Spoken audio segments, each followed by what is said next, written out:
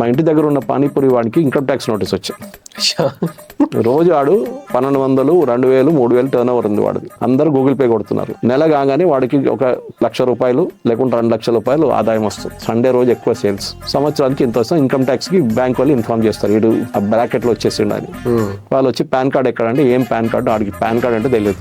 చాలా మంది tax bracket లో వచ్చేసిండు. మీ ఇంటి దగ్గర ఉన్న పాన్ డబ్బా వాడికి మీకన్నా నాకన్నా ఎక్కువ సంపాదిస్తాడు, కానీ మొత్తం క్యాష్ లో ఉండే ముందు. ఇప్పుడు అందరూ యూపీఐ కొడుతున్నారు. మా ఇంటి దగ్గర పెద్ద ఒక టిఫిన్ సెంటర్ ఉండే, 30-40 సంవత్సరాలకు నడుస్తుంది. వాడు బంద్ చేసి వెళ్ళిపోయాడు.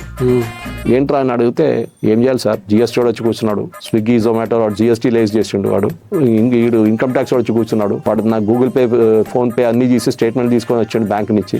నేనేం చేయాలి ఇప్పుడు, నేను ఎట్లా కట్టాలి ఇంత లక్షలు ముందు అంతా క్యాష్ లో డీల్ చేస్తుండే. Why I'm bringing the stories, UPI payments తోనే చాలా మట్టుకు బ్లాక్ మనీ కట్ అయింది సిస్టమ్ నుంచి. ఈ షార్ట్ కాంటెంట్ ని మిస్ అవ్వకుండా ఉండాలంటే వెంటనే సబ్స్క్రైబ్ చేసి షేర్ చేసేయండి.